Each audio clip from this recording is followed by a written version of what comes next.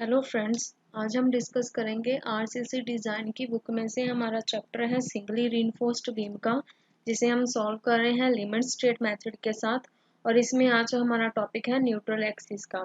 Neutral axis basically होता क्या है कि बीम के सेंटर पार्ट में होता है, और यहाँ पर जो हमारी स्ट्रेस की वैल्यू स्ट्रेन की वैल्यू 0 होती है, और ये क्या करता है, डिवाइड करता है टेंशन एंड कंप्रेशन जोन को।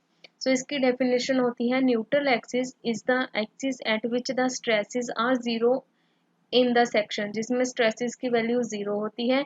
It divides the cross section into tension and the compression zone. जो हमारा बीम का टेंशन एंड कंप्रेशन जोन होता है उसे ये डिवाइड करता है।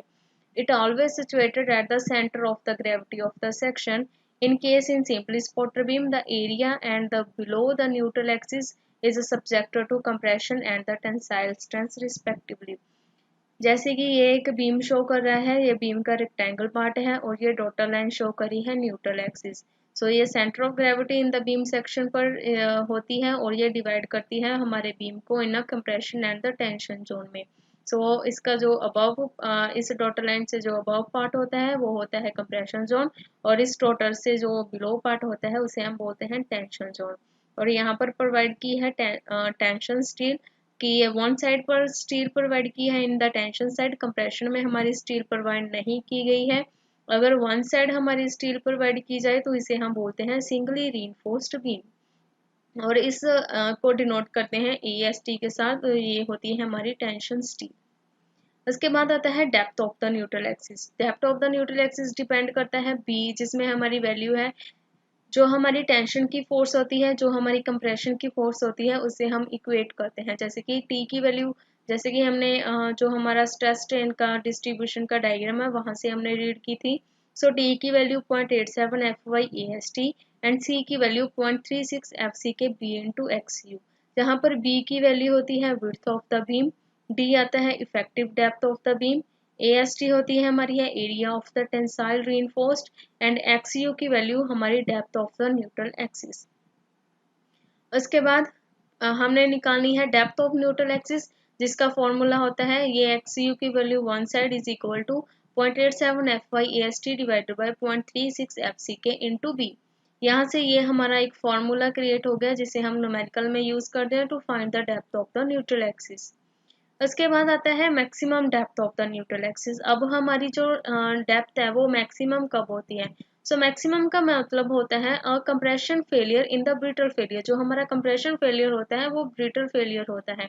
Hence, if the failure of the concrete without yielding of the steel is allowed to take place, the collapse, और जिसे हम बोलते हैं failure, occurs without warning। अगर तो हमारा जो कंक्रीट है यील्ड का, वो अगर स्टील को यील्डिंग में आ जाता है, तो जो हमारा स्टील होता है, जो हमारा बीम होता है, वो विदाउट वार्निंग के फेल हो जाता है, टूट जाता है, कोलैप्स हो जाता है, उसमें फेलियर आ जाता है। मैक्सिमम जो हम depth of neutral axis provide करते हैं टू अवॉइड ब्रिटल फेलियर, इस अवॉइड उसको ब्रिटल फेलियर को अवॉइड करने के लिए।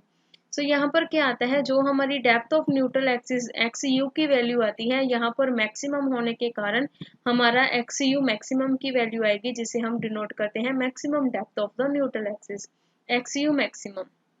And D is the effective depth, AST is the area of tensile, and then concrete जो हमारी जहाँ पर स्टील प्रोवाइड की उसका area, and B is the width of the beam। Then इसके सेंटर से लेकर यहाँ तक हमारा आ गया स्ट्रेन डायग्राम, जिसकी वैल्यू आती है हमारी यहाँ से लेकर इसका C पॉइंट तक की वैल्यू 0.42 XU। जहाँ पर XU था वहां पर आ गया XU मैक्सिमम। ये आ गया हमारा स्ट्रेन डायग्राम। यहाँ पर प्रोवाइड की जाएगी XU मैक्सिमम। अब XU मैक्सिमम की वैल्यूज हम कैसे लेते हैं? अकॉर्डिंग टू हमारा ग्रेड। जैसे कि अगर हमारा FE 250 ग्रेड ऑफ स्टील हमने प्रोवाइड किया है, यहाँ पर AST किया, ग्रेड ऑफ स्टील जो हमने प्रोवाइड किया 250, तो यहाँ से XU मैक्सिमम का फॉर्मूला होता है 0.53D। अगर हमने प्रोवाइड किया 415 ग्रेड ऑफ स्टील, यहाँ से हमारी FY की वैल्यू 415 न्यूटन पर स्क्वायर mm बन जाएगी, और XU का formula 0.48D। Then grade of steel is 500, then FY की वैल्यू 500 न्यूटन पर स्क्वायर mm, देन इसका formula 0.46D। According to this grade of steel हम इसकी वैल्यू को प्रोवाइड करेंगे। देन इसकी वैल्यू को यहाँ पर प्रोवाइड करके हम इसका maximum depth of neutral axis को फाइंड करेंगे। नेक्स्ट इसमें आती है मैक्सिमम परसेंटेज ऑफ स्टील, जिसका वी फॉर्मूला हम क्रिएट करते हैं is equating to tensile is equal to compression. The percentage of tensile reinforced can be obtained by equating the forces of tension and compression. Tension is equal to compression. यहाँ पर XU maximum because हमने क्या निकालना है maximum percentage of steel. यहाँ पर maximum आएगा तो XU की वैल्यू भी मैक्सिमम 0.87 FY AST इज इक्वल टू 0.36 FC के B इंटू XU मैक्सिमम। यहाँ पर हमने निकालनी है AST डिवाइडेड बाई B किया, सो AST डिवाइडेड बाई जो हमारी B की वैल्यू होती है वो होती है PT लिमिटेड, जिसे हम बोलते हैं percentage of steel, maximum percentage of steel PT limited. So AST into B, AST यहाँ निकाल लिया, B की वैल्यू एक साइड पर निकाली इज इक्वल टू इधर बच गया हमारे पास 0.36 FC के XU maximum divided by 0.87 FY।